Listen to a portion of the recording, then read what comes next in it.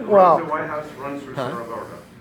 did I do something wrong? runs No, for no, I Iowa, was and going to say it's something the about what she said. perfect She said she place might have a for candidate. politics. I mean, Are you every ready? candidate so far. At this rate, there'll be 5 more next week.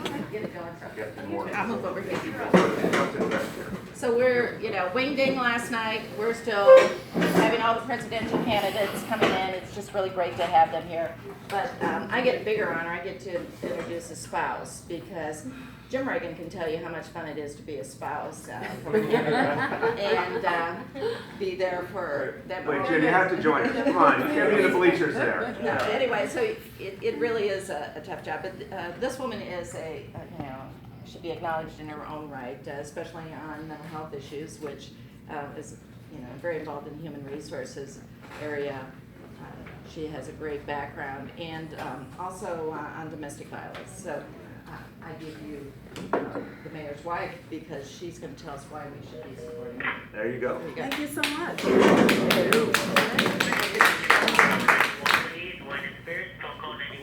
We tried that.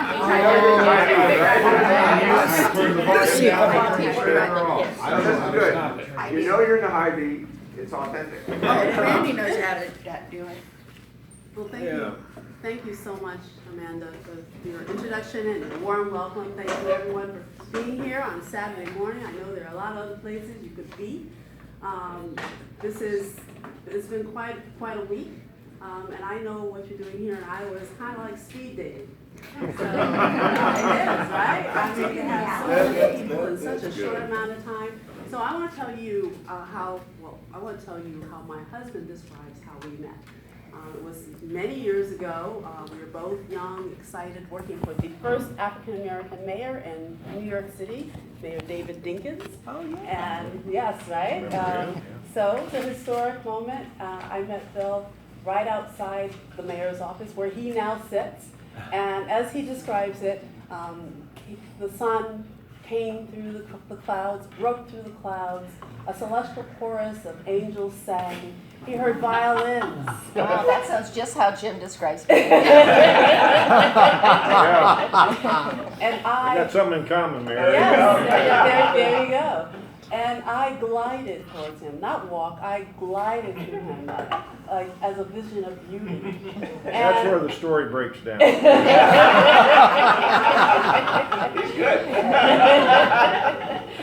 And as he tells the story, I felt nothing. And he's right, it was not instantaneous for me. But he won me over. He won me over with his warmth, with his affection, with his charm. He won me over mostly, though, because of his dedication to public service. I had never met anyone so dedicated to public service as Bill De Blassio. He'd be the last person in City Hall working, make sure that some senior got her heat turned on. The day before Thanksgiving, there was always a story of like why he had to stay late and get the job done. And of course, we stayed together because of his values. With his values of family, working people, unions, bringing people together. I watched him as he worked for the school board, as when he ran for public advocate, and then of course finally for mayor, city council, and then for mayor after that. And I saw how much he cared for working people. He's a guy who doesn't just walk the walk, he talks. He doesn't just talk the talk, he walks the walk. And to me that means that's everything. Because so many people have plans, so many people have ideas and concepts, but this is a guy who actually says, I'm going to do X, Y, and Z, and he does it. Our values are what have kept us together over the past 25 years. We've been married 25 years. Congratulations. Thank you. Wow. It's gotten us through the tough times, when our mothers were ill, when both of them, my mother had cancer, his mother had a heart condition. What kept us together are his values, family first, looking after working families. And over these last years, as he's been mayor, I have worked on mental health, and I am so pleased to have had such a supportive partner, someone who is, this is not an easy thing to take on. But we made sure that we have. Sorry. now have a central point of access in our city. We're reaching hundreds and thousands of people using innovative strategies, using a community-based method, because we don't have the workforce we need anywhere in this country. Nowhere. We have many evidence-based studies, we know how to do the work, but there has not been the political will to actually put it in action. I know here in Iowa, you've got like 64 beds, which is, just ridiculous, totally ridiculous. But especially since there's so many things that could be done. We've got a country where the suicide rate is rising, our hospital emergency rooms are inundated with alcohol-related visits. We're in the middle of opioid epidemic. It's just unconscionable that we are not doing more to stop it. So, when I get to mental health, I could talk for a long time because I want people to understand that how much is possible and how much we are doing in New York, which we would love to be able to share with everyone. But I'm gonna let Bill speak. And I want you to know that, there's a lot of candidates, a whole lot of candidates. They're all gonna be better than that little orange darling we have now and the White House. But if you might be like me, you may not, have taken a deep look at this guy when you first heard about Bill De Blassio, but I hope that you'll take a second look and let him win you over the way that he has won over me. Thank you.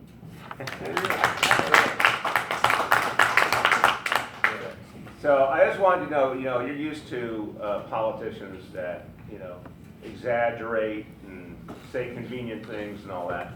I think it's wonderful that Charlene, in her opening remarks, said that, I felt love at first sight and she felt nothing. I think that just shows honesty and authenticity. No, but she's absolutely right. It was not, but I did feel the angels sing. I did feel it. But the moral of the story is that even though I could tell it wasn't love at first sight for her, I just kept coming back trying to win her over and get her attention. Took a few months, but when we clicked, we really clicked. And it has been an amazing journey together. Two wonderful children, one of whom is sitting right here. And I have to tell you that we bonded. Charlene said we were right in the middle of so much happening, and it became a friendship that turned into deep love and turned into a family. And when we went to City Hall, Charlene had an opportunity to choose what to focus on. And it would have been really easy to choose something that wasn't going to be so monumental, so difficult. But she took on mental health. And what drove her was that there was no way for a lot of people to get help of any kind. It just wasn't. They didn't know how to navigate. They didn't have a path. There wasn't anything available. And so she had this audacious notion that you could create a mental health system that could serve everyone, where everyone would have a place to turn, a single place to turn. And she proceeded to create that for New York City, and now it's being seen around the country as a national model. And I want to tell you, I've just watched with amazement what she's done. And the number one thing that I've seen is, again, we have to say 8.6 million people, one of the busiest places on earth, one of the most diverse places on earth, but her leadership has gotten people to think differently about mental health. And she wanted to destigmatize it. And she's actually gotten the conversation to change profoundly. She got clergy involved, she got community groups involved, she got people to think that this is not something we should hold against people that have mental health challenges, it's just part of human life. So I want to tell you how proud I am of our First Lady. She did something amazing. I think she'd make a good First Lady for everyone. And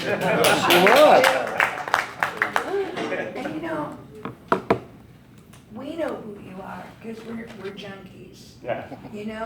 I think that if every single person in America met you and your family, you would just be sailing in the top of the polls. And how are you going to make that happen? Because you've got so much name recognition on top of your head, How are you going to break out of the pack? Because I don't think that you're in the top 10. No, and let's talk about that, and I think it'd be, what I'd love to do, I just want to say very quickly a couple of thank yous, but I would love to have, just open up and have a dialogue back and forth, and I'd also like to ask folks here some questions about what you're seeing and thinking.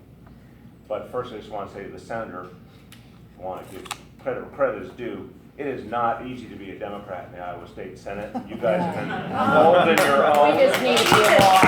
Yeah, a few more. And thank you. 10. But you're getting there. You're getting Yeah, there. we're getting there. We're gonna get back And there. thank you for your leadership. Thank you for holding down the fort in the tough years. I look forward to you enjoying the good years. We would like that. We It's would like coming. that very much. Gosh, we would love it. It's coming. Okay. And hold on one sec, to the chair. Joanne, I want to say, I like that the chair is also the camerawoman. That is leadership, and thank you for your leadership of this county. Appreciate it very, very much. And I want to also just give acknowledgement to this guy who just graduated college in May. Congratulations. Made it through. And I mentioned last night, and I try to always give credit where credit is due, that I had this very unusual experience earlier this week going on Sean Hannity's show. Oh, I Going into the heard. lion's den. And I simply knew that I didn't agree with this guy, and it was important to go right at him. You did good. But thank you for that. But I'll tell you, I had a secret weapon, because I go down to the kitchen the night before, and there's Dante watching Sean Hannity tapes. And he says, take a look at this. And he's giving me all the pointers, because he was a state debate champion in high school. That's So awesome. I had a secret weapon, Sean Hannity. and we took it to him. We took it to him. But anyway, to your point, look, I think we've never seen anything like this. We've never seen 20-something candidates in our party. I mean, it's literally the first time we've never seen 2 debates one night after another with 10 people. I mean, it's the great unknown. Now, one part of it is fantastic, right? There's extraordinary representation of this whole country and all elements of the party, which I think is exciting. And I think it's going to generate a lot of energy that will come together for the general election. But to your point, look, I think what's happening is there's still a lot of open territory. When you look at the public's response to the candidates so far, what I see constantly is a whole lot of people have not made up their mind, or probably not going to make up their mind for a while, and a whole lot of people have preferences, but they move around a lot. And you can see it in all the movements in the polls. I think that means there's something folks are still looking for. My job is to get out there, and what I offer is, okay, I think I can say I know something about running a really big operation, a mayor of the nation's largest city, and it's a really tough place, but it's the safest big city in America. We have added 500,000 jobs during my 6 years as mayor. We did pre-K for all the children in the city. We got lots of things to show that really fit what I think people are looking for. I mentioned last night, we're guaranteeing health care for folks who don't have insurance. I think that the fact that it's actually happening in the biggest city in the country, that's a powerful thing for people to know. My job is to get the word out against a backdrop where I think there's still lots of running room. And this is what I feel.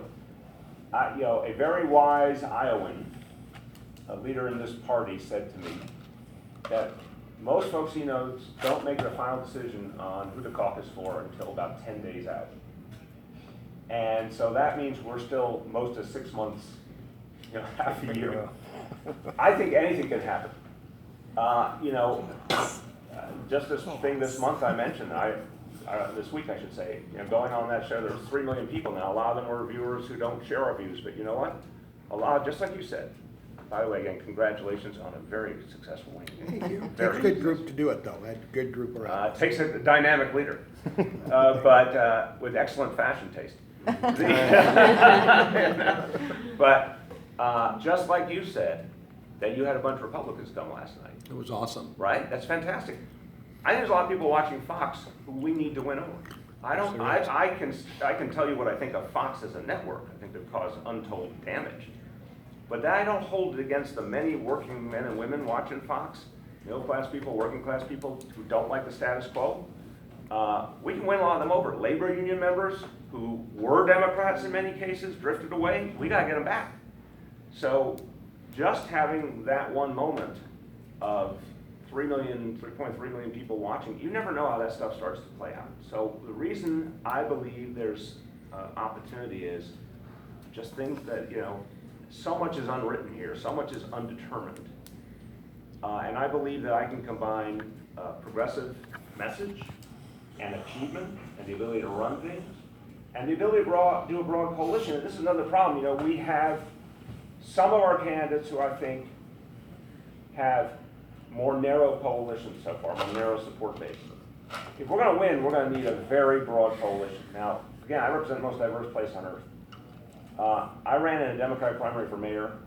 There was a leading female candidate, leading black candidate, leading gay candidate. I ended up in that primary winning the black vote, winning the gay vote, winning the women's vote.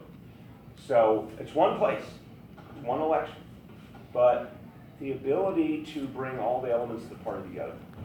And when I say working people first, which is my 3 words you see there on the flyers, 3 words that should epitomize what this party should be about. And I think if I said to you, think about Franklin Delano Roosevelt, think about decades and decades where people believed in the Democratic Party in rural America, in urban America, black, white, north, south. It was because they believed that we put working people first. That was when we were strong as a party. We need to do that again. That is actually the unifying element. There's this raging debate, should we be trying to move our base, or should we be trying to win back what is perceived to be, white working class folks who strayed from the Democratic Party? Why is it either or? I don't think it is. I think we have to do both, and I think that message unifies both. Because all those folks want to see a government that puts working people first and not the 1%. And right now we have a government of and by and for the 1%. So that's what I would try to do. But what I'd love to, I have questions, comments, but I also want to hear what you're looking for. Just would be really great to hear what you're looking for in a candidate and what you're seeing so far. Every one of you deeply involved, I'd love to hear your thoughts. Would you like to kick us off? You're so shy. Come on. Yeah, I know. I guess my question would be, you don't come up for re-election until the year after the election, right? You mean in my current job? Uh-huh. I'm term limited. I have 2.5 more years. Okay, so you're term limited. Yeah. If you don't get the top spot, Mm-hmm. I play fantasy cabinet. Fantasy cabinet? Is this Yeah, a that's game? how I entertain that. myself. You know Okay, I what want it to say, is? I would, sorry, indeed. We are, we You've heard are. of fantasy baseball. We're not we're really not bored here. It's just that we really get into our politics. We Yeah. really do. This is literally the first time in my life I've heard the phrase Yes. fantasy cabinet. Go on. Well, I know, but that's because I'm a nerd.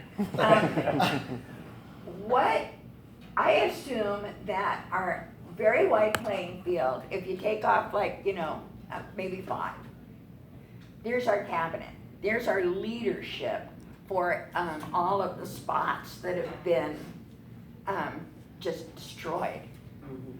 What would be, and I would say, and ask you both, yours would be mental health, right?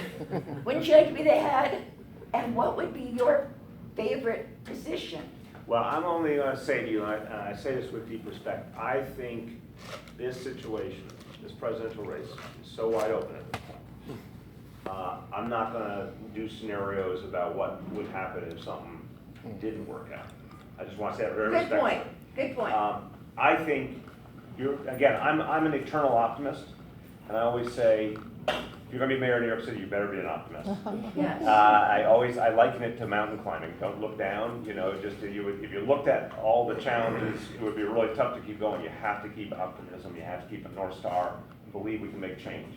And I really do feel that. I feel like I've been able to do that in my city, but I feel for the whole country. I actually think there's tremendous ability to fix what's broken. Oh, easily. Right? So the good news, to pick up on your point, is, there's a lot of talented people up there. It's really good. It's wonderful to have a deep bench. Isn't it? It's wonderful to have different voices. And I think you're right. Whoever is president is going to have a lot of good folks to choose from. But one of the things that affects me in my thinking, I've been an underdog in every election. And I often say when I ran for mayor, I had some very good people, very smart people, friends, and they would come over and they'd say, you're a really nice guy. It's not going to work out for you. I don't know why you're doing this, but you're a good guy. explained to me why I was crazy that I was running for mayor, and then one day I was mayor.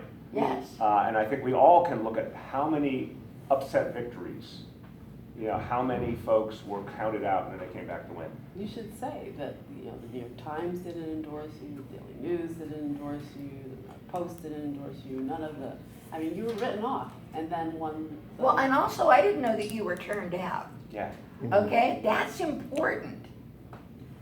To me, that's important. No, that's more important to him than it is Well, to you. yeah. I'm glad you said it, 'cause I was gonna say, yeah, it's pretty important. No, because, I'm looking at Jay Inslee.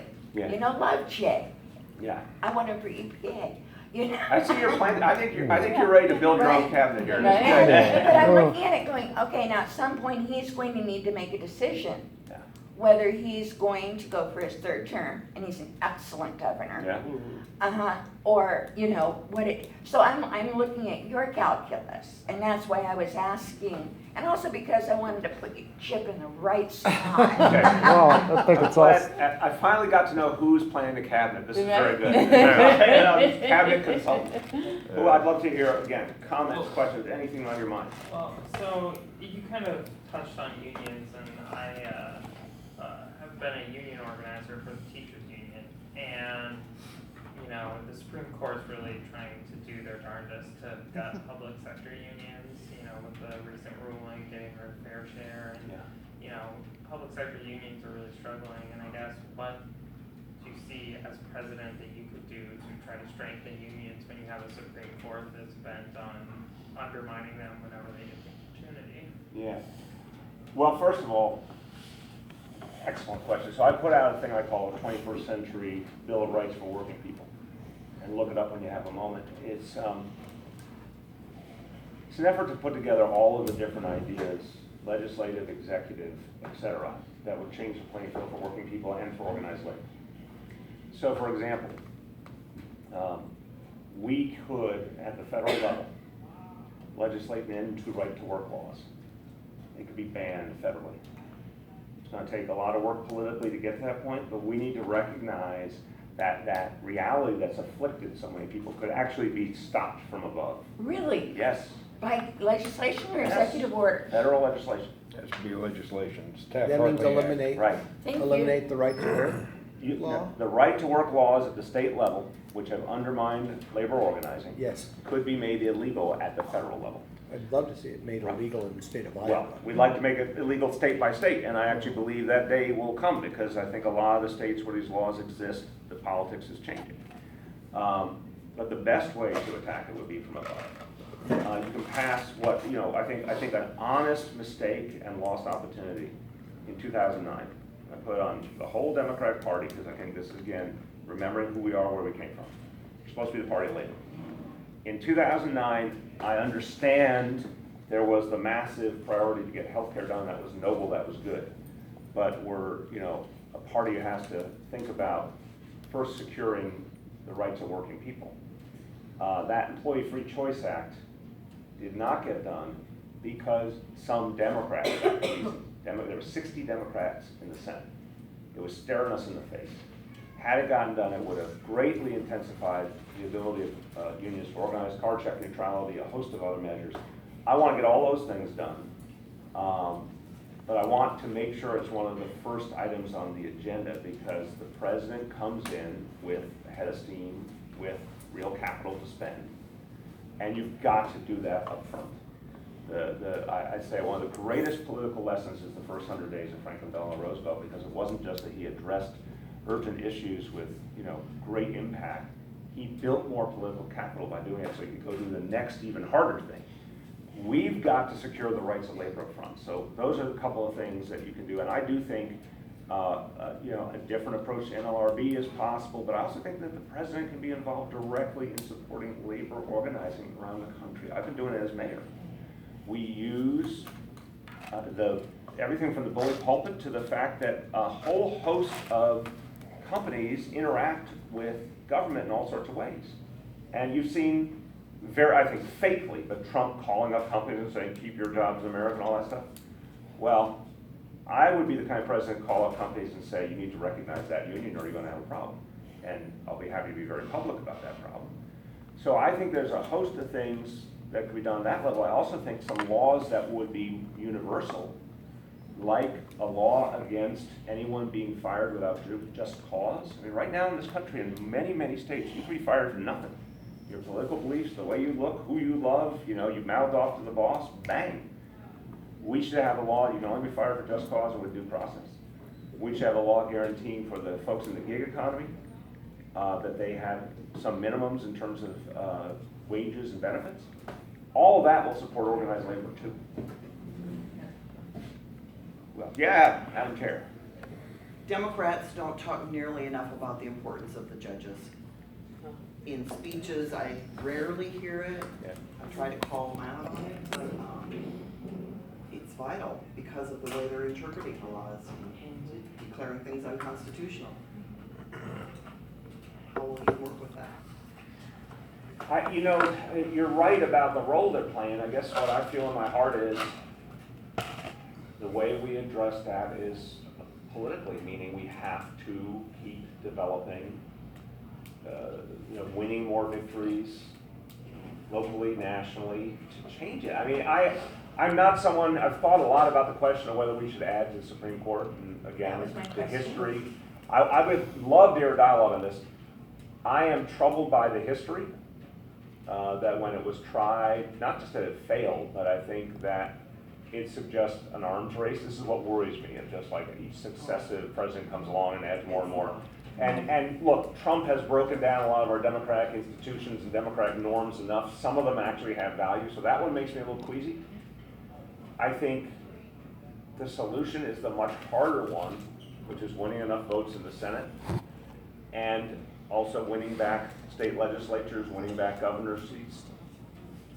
But I also think we lost, there's not been a reckoning in this party over the vast amount we lost on the ground in the last couple of decades. That I think a lot of it was patently unnecessary. I think we had the national party, and bluntly the presidents, not focused on state legislatures and party development. I'm someone who thinks, I have endless respect for Howard Dean, and when he went into the DNC and talked about the 50-state strategy, I think it's one of those really profound moments of recognizing who we're supposed to be. We're not supposed to give up on red states. We're not supposed to give up on rural areas. I think we dug our own grave in terms of the last couple of decades.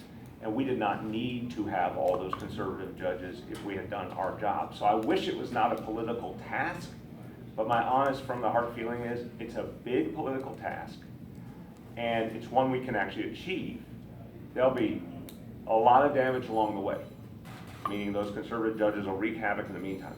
But a lot of times what they're doing is trying to take back stuff we won, right? And it kind of, I don't mean to say it this simplistically, but we fought for things, we won them, they're trying to push us back. If we really build the kind of political movement we could in this country, we take back and hold, because of the nature of what's happening in America in general. The country is unquestionably becoming more progressive on a whole host of issues. I mean, it's unmistakable. Gun safety, right to choose, immigration. If I could have the public polling position right now, the majority of Americans made into law, this would be a much, much better country. And also, the way the states that were supposed to be not even in a discussion, Arizona is a great example. If I said to you a decade ago Arizona was going to be a blue state, you would have just thrown me out of the room. And, I was on The View with Shirlane a week or two ago, and there's Meghan McCain saying, yep, my state's going to be a blue state. So I do think the world is going to be ours if we do our work. But now I want to ask everyone, I'm going to allow me to be the moderator 1 second on this guy. We'd love to hear people's views. What I'm scared of is a Democratic Party that's scared of the shadow, that's scared to be bold and clear about our values and being pro-labor, pro-working person. Because I'm scared of a party that doesn't move our own people to come out to vote. And that's why I think, I'm in the camp that says, I don't think it's as simple as this, like the moderates and the progressives. I think there's a lot more nuance. But I'm in the camp that says, if we stand for something and people can feel in their hearts, Democratic Party's on their side, which they did for decades. It was an article of faith. And I remind you, in rural America, it was an article of faith. if we could ever get back to that or closer to that, the overall demographics of the country and the values of the country favor us immensely. So I would love, starting with you, Madam Chair, what do you think of that theoretical divide, and like what is the approach and the message that's actually going to win us back places like Iowa? What do you think? Well, I think we have to talk a lot more about working people and poor people. I don't understand why people don't think they deserve health care. Why don't they deserve public education? They do. It's their tax money. It should go for their benefit and not for the 1% or the 1/10 of 1% who don't even need more money. They're using it to buy up our companies, which then destroy pension plans and jobs. And they hide it overseas. They don't need the money, so they do bad things with it. Amen. If we spread it around more, we'll spend it and it'll help the economy. So do you, in terms of what, and you think about this as a county chair, in terms of a message that's going to win some of those Republicans, win some of those independents, get Democrats out to vote, is that the direction you would go in, what you just described? Yeah. For some reason, they think Democrats don't care about them, which isn't true. Right. Republicans have told them that, but it's not the truth. So we have to convince them of the truth. Which means showing up. Exactly, yeah. Well, and I see, the way I look at it is this. There is no question since, Carter lost re-election in 1980. Yeah, I'm gonna say. But it's true. I mean, that's when the moment. Yeah, that's when things changed. I mean, this entire period, my entire lifetime, the Democratic Party has been representing the policies that would actually help working people more. There's no question about that. Education, healthcare, and stuff. The entire time since Carter lost, when Carter was president, we were doing the things to try to help people, but we lost messaging, and we've lost messaging completely. And for a lot of these places, I mean, I've lived in rural Iowa my entire life. I don't think just talking to people and trying to gently be like, well, we want to help you with healthcare, we want to help you with education. I don't think it's going to do that. I think Republicans have won. They've brought, the John Birch Society from the 1950s was crazy, and now it's mainstream Republican thought, and they've done that by being mean and combative. Now, I don't think Democrats should be mean, but I think we have to be combative, and I think it's a matter of taking our message and really fighting for it. Fighting for it in a way that is not mean, but is angry.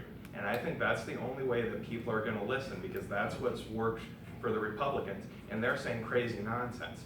If we say the right thing that will actually help people and start to be angry about what's happened my entire lifetime, I think that's the way that we engage people. Now, can I raise, just to follow on that? I think there's a righteous anger that is inherently meaningful to people. And I think you're right, the right wing, that's been their whole shtick, right? That all they say is, you're being